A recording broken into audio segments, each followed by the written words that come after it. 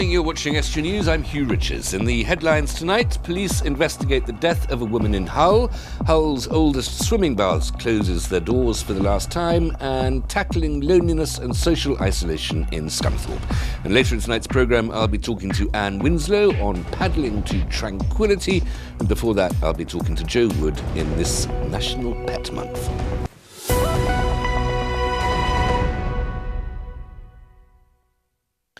A woman has been found dead at a property in Hull. Police were called to a flat on Princes Avenue at the back of De Silva this morning following reports of the death of a woman. Her death is currently being treated as unexplained, and an investigation is now underway to establish the circumstances. Hull's oldest swimming pool closed today. The Victorian East Hull pool opened to the public in 1898, but has closed ahead of the opening of the new multi-million-pound Woodford Leisure Centre. Locally known as East Hull Baths, the building was designed by Joseph Hurst, the first city architect. Hull City Council is now selling the building. North East Lincolnshire Council's Cabinet has voted to sell off the former Wellhome Galleries in Grimsby. The site is currently listed on the Heritage at Risk register. The local authority hopes the Grade 2 listed building will be given a new lease of life by a new owner. The building was a museum and art gallery, but closed in 2004. Plans to turn the building into a theatre were never realised. A new scheme was launched in Scunthorpe yesterday to tackle loneliness and social isolation among people over 50.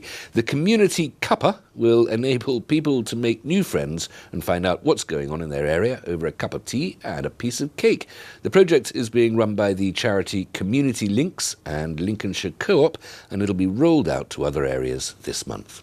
We're here at our first Community Cuppa event here in Scotter, near Gainsborough, and we've come up with the idea, this kind of concept. We've been working with Community Links, and they run a programme similar to this across East Lindsey.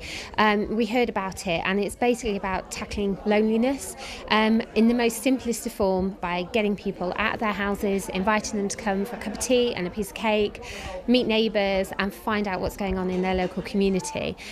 We love the kind of premise, and loneliness is something that's a massive issue here in the county and actually nationally. It has so many knock-on effects. The NHS, if you look at the statistics, say that it actually costs more than diabetes to the UK economy. So it's a massive issue and something that we felt we could really focus on. The aim is to reach out to people who live near a co-op food store to find out more about the activities that are going on in their local area, make new friends, come along, have a chat, cup of tea, bit of cake. So the idea is for this to be a pilot project, actually.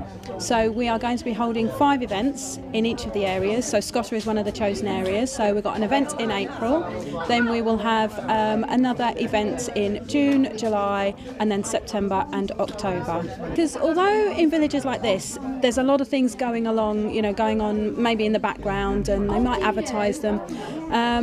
People sometimes don't find out what's going on, so they stay at home, they're not quite sure what's going on, and they don't take part. So really the aim of this is for us to help the groups actually promote themselves. Knowing that loneliness is quite an issue here in Lincolnshire, it's something that we really felt that was an area we can help. We have so many touch points with people out in the community. If you talk to our colleagues in stores, we have people coming in and seeing them regularly because they don't get to see anybody else. So we just felt that we were really well placed to work with somebody like Community Links to kind of put on these events, to bring our knowledge and our kind of expertise along with theirs, to see if we can actually help people to get them out of their homes, really. New pavement fountains have been completed on the central promenade in Withensea. Work was originally planned to start last year, but was put back to enable technical details to be resolved. The project forms part of a Withensea project called Big Locals, initial 2-year plan with £311,000 invested. The improvements along the seafront are designed to complement other recent investments and spark further regeneration in the town. A new photography exhibition in Hull brings photographs from different eras together to tell the story of St Andrew's Dock. The exhibition, called Dock, is at HIP Gallery in Prince's Quay. Fred McNamara brings us a story. St Andrew's Dock has transformed from being a once thriving hub in Hull's fishing industry to becoming nowadays dilapidated and forgotten. Now, however, a new exhibition at Prince's Quay illuminates the visual story behind one of Hull's most valuable fishing landmarks. The docks were once at the very heart of Hull's fishing industry. Several campaigns have attempted to salvage the rundown state of the docks.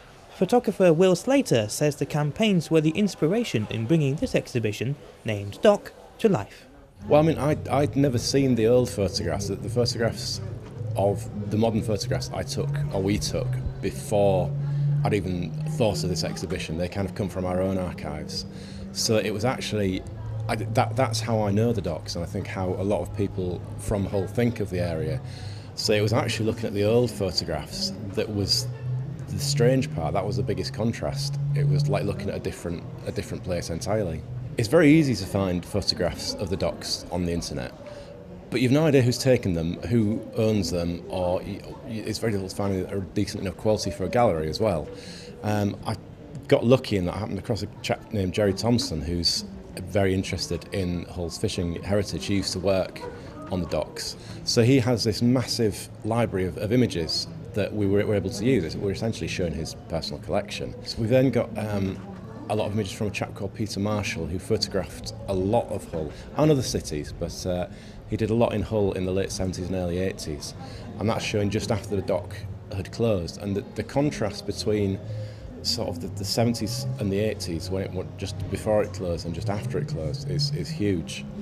And then for kind of the last decade, it's a collection of my photographs and a couple of other local photographers, Ben Barris and Oliver Turpin. Will Slater approached the Creative and Cultural Company, which is a not-for-profit social enterprise based in Hull, which has this gallery. This is one of the projects of Creative and Cultural Company. So they spoke to Richard Lees, who's our chair, and Will and Richard had a conversation about it. It was obviously something that we'd like to support because it's about the city that we're based in, and quite a lot of us, including myself, have family who've worked there in the past, and we do think that it should be looked after much better. And the thing is, the area has such potential for all the different things it could be. We just had to get the conversation going. By having this exhibition here where it is a community-led organisation, it's a place for conversation. It's a place where we could have a debate about what is happening, and it just raises the public awareness. We have Hip Gallery in the middle of a shopping centre to democratise the whole process, democratise the art, how it ends up here and what gets chosen, and also what people know about it. You don't feel like you need a degree to walk in. You know, you can actually come and be part of it and get involved in it. I think what I really want people to do is just think about the space we have in the docks and how important it used to be, and how important it is now that it could actually be put to good use rather than just being an empty wasteland that's no use to anybody. With the dock's visual history on display for all to see, more people can now see how it used to look and perhaps inspire what it might look like in the future. From McNamara, Estuary News. Now, that exhibition runs until the 18th of May. This April is National Pet Month, and I'm joined now by Jo Wood, author of Doggy Dilemmas, and also has a business called Doggy Dilemmas. She is a dog psychologist. Jo, welcome. Right. Thank you very much for coming in. Hi, thanks for having me, Stu. That's great. Now, you don't have to persuade me. I'm a dog lover anyway, and a cat lover for that matter. Good. But if you're thinking about getting a dog, what are the concerns that you should have in mind? Obviously, you want to find a pet that suits your circumstances. So if you have a small flat, you wouldn't necessarily want a St Bernard. If you haven't got a lot of ability to get out and exercise a dog, then you wouldn't want something like a Springer Spaniel.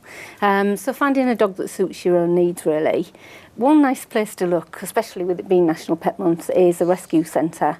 Obviously, be aware that dogs in there may have their own issues, yes. And so try and find out what you can about the background.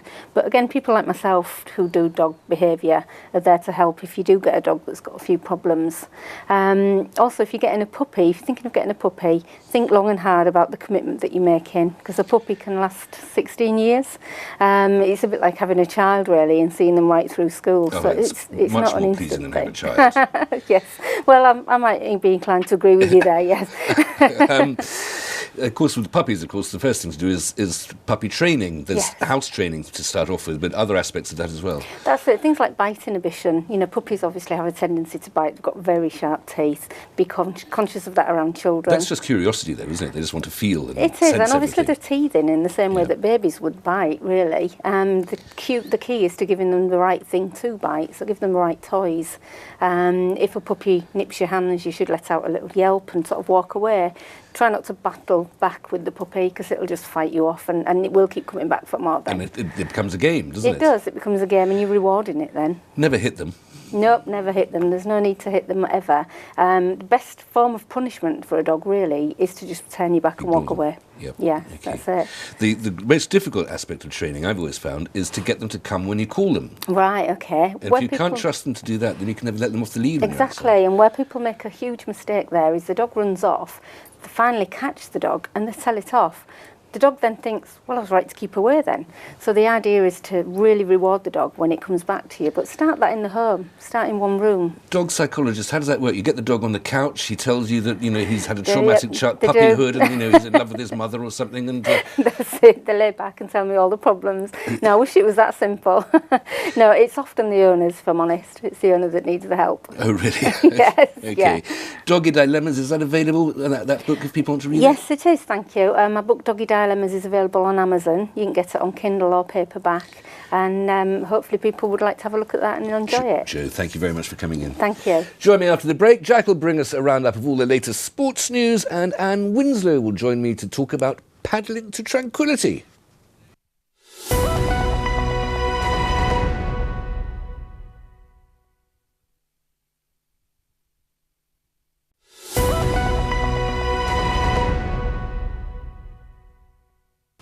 Welcome back. You're watching SG News. Still to come tonight, Jack brings us a roundup of all the latest sports news, and I'll be talking to Anne Winslow on paddling to tranquility.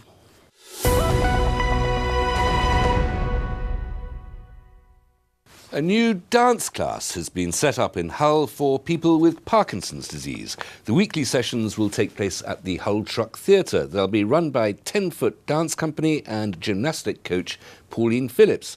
They say they hope the gentle movement of the dances can ease the symptoms of those living with the condition. Hospital staff in Hull will be cooking up dishes from around the world next month to welcome overseas nurses, doctors and healthcare workers to the NHS. Hull and East Yorkshire Hospitals NHS Trust will host the event on Nurses' Day on the 9th of May to celebrate the diverse cultures working at Hull Royal Infirmary and Castle Hill Hospital. In the past few years, the Trust has welcomed staff from Spain, Hungary, Finland and the Philippines. The event will demonstrate how different nationalities care for sick people in Hull and the East Riding.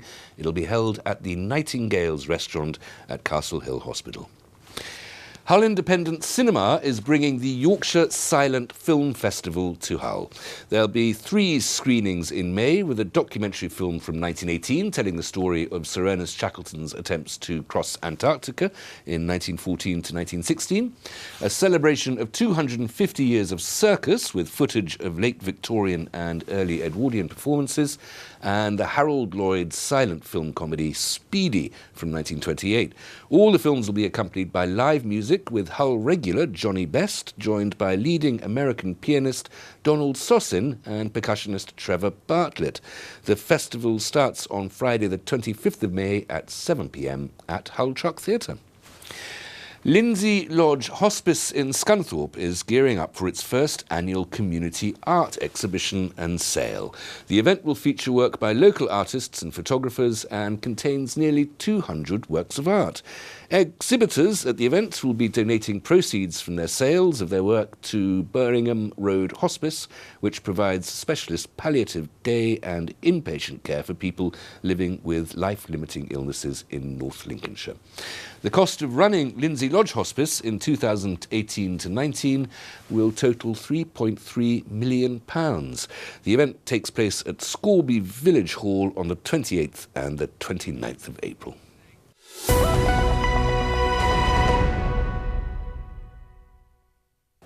I'm joined now by Anne Winslow to tell me about paddling to Tranquility. It's an event taking place at Humberston Fitties in Cleethorpes on the beach next month. Anne, welcome. Thank you very much. I don't know why this phrase paddling to Tranquility amuses me so much. It's really rather poetic. What's going on? What is paddling to Tranquility? Well, I decided last year that I'd love the idea of doing meditation on the beach. That's what I do, and I thought it'd be lovely to take people there. And then Carolyn Carr, who's a paddle board coach, she approached me, and so we've created an event. We did it in September, and it was fabulous, and so we're doing it again in May. And it's called SUP, S-U-P, Stand-Up Paddleboarding. So there's going to be an hour's meditation on the beach where you go on an inner journey, relaxation, an empowering session, and then you get the chance to do paddleboarding. And she's a top qualified coach, so beginners can give it a go. Let's just work out what exactly is paddleboarding. Paint me the picture, because you tried it last September. What is it? What do you do? So it's a great massive big board. I don't know what surfboards are like, but it's quite wide. And you can kneel on it. So if you don't want to stand up, you don't have to. And you have your paddle, and so it's sort of like a flat board that you can sort of be like canoeing on it. But the idea is to get up and stand on it. But I managed it. It's quite brilliant. Well, you need a bit of a fair sense of balance, because I've been windsurfing. I remember that was absolutely horrible. I kept falling in. But you need a bit of a sense of balance, and then presumably, you've got one paddle. Yeah. And how do you navigate? How do you steer? Well, you keep going straight, and then you have to sort of turn it around when you have to. I suppose, like, I've only done it once, but the fact that you could go straight is fine. But you can do it kneel down as well. It is quite lovely. So you start off from Cleethorpes Beach and don't stop until you get to Holland. No, you don't have to turn around. Okay. But I think it's so lovely, because I don't think a lot of people have seen it, but they realise it's available for anyone to try. Like Caroline does regular sort of sessions when the tide's right. So it's an opportunity for people to try it. Well, you have to wait for the high tide in Cleethorpes, because it's so far away when it's low tide. Yeah. So when is this day? When are you going to do this? It's Sunday the 8th of May. It starts at 8 a.m. with the meditation and the inner journey first, and until 11. And the inner journey is going to include like therapeutic techniques about letting go of your past and empowering you. So it is like a sort of empowering session as well, but really relaxing. Okay, so it's the 8th of May. Yeah. Fingers crossed that's going to be the sort of weather where you don't mind falling into the North Sea. Yeah. Yeah, and where we do it, it's really shallow, so you can even do it just not much above knee height, to be honest. So you don't have to go wading out in the deep sea. You want a bit of depth to catch you when you topple over, don't you? But so the meditation, that's the first half, that's the first hour, as it were, and you use phrases like an inner journey and things like that. Yeah. How's that different from just sort of sitting down and having a bit of a think? You access a really still, loving, quiet, peaceful place within you, and in that space you get insights and wisdom. And I guide people on a journey. Your unconscious mind, subconscious mind doesn't know the difference between real and imagined. So when you're actually imagining letting go of things from the past, it actually thinks it's real, and it's just really liberating. You can imagine letting go of all your emotional baggage. And people feel like a weight's being lifted. And it's an ancient technique, of course, of keeping your mind healthy, isn't it? Yeah. Originating in Eastern Asia? I don't know, not sure. That's not the angle I've studied. You sort of associate it with Buddhism and things like that, don't you? What's mindfulness? That's something slightly different. Mindfulness is where you sort of still your mind and you take your focus on things, so you really focus on things. I include a bit of mindfulness where you just start focusing on your body, start with your feet and then working up all your body. And it just holds your attention, but it just really stills and relaxes you. So it's something really simple that anyone can do. And also, if you, like me, you sometimes have problems getting to sleep. That's one of the techniques it's really nice. There's things that you can do to help you go to sleep. And plus, if you're used to doing the meditation and using these techniques, your body is more likely to go to sleep anyway once it's rest. Because you're not fretting, I suppose. That's a great thing. Yeah. And clear up something for me. I'm just hearing through my earpiece that the 8th of May is a Tuesday. So right, sorry. It's the 6th of May. It's the 6th of May. 6th of May. Sunday, the 6th of May. Good job you're on the ball. Okay, well, that's my director, Tom, who's extremely alert there. So well done to him. 6th of May. Where should people be if they want to get there? Well, you need to book on. It's important to book on. So you either need to contact on Facebook SUP School, which is SUP School, or me, Anne Winslow, and we can book on, and because you need to fill in a form and everything for insurance and things for the subboarding. Okay, because of the sort of safety things and things like that. Yeah. What should people bring? I presume, there's an almighty. They'll get information. There is quite a list. It's a list. You just need a yoga mat and a blanket for the meditation, and then you can either hire a wetsuit for £5 from Reef Rash in Cleethorpes, or you can do it in sort of like gym gear, and then obviously towel and change your clothing and things afterwards. Okay, for afterwards. And there'll be yoga as well with it? No. Okay, just No. meditation. Just a mat to lay on. Meditation and stand-up paddling. Yeah. It sounds like a fantastic combination of Yeah. activities. And thank you so much for coming in. Thank you. Here's Jack with all the sports news.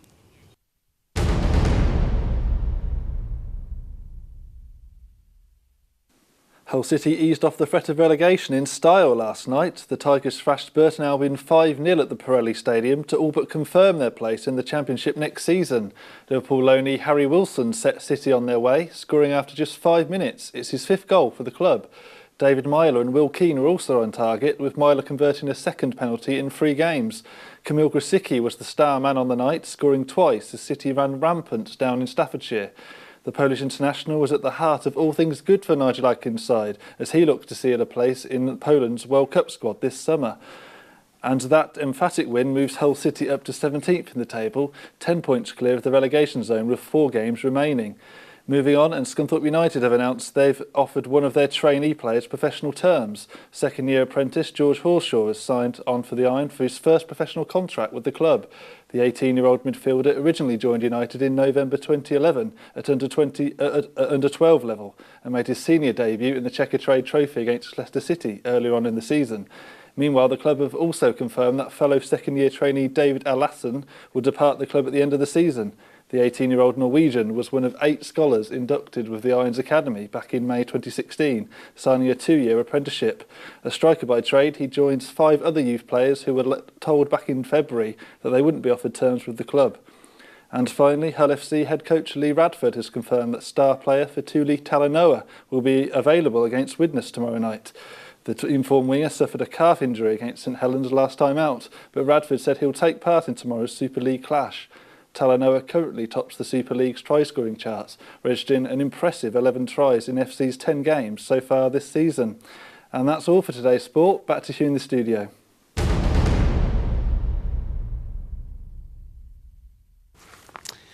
That's it for tonight. Thank you very much, Jack, and my thanks to Joe and to Anne for coming on. If you'd like to contact us or give us a news story or any other reason, then email news@estuary.tv or phone Grimsby 01472315553.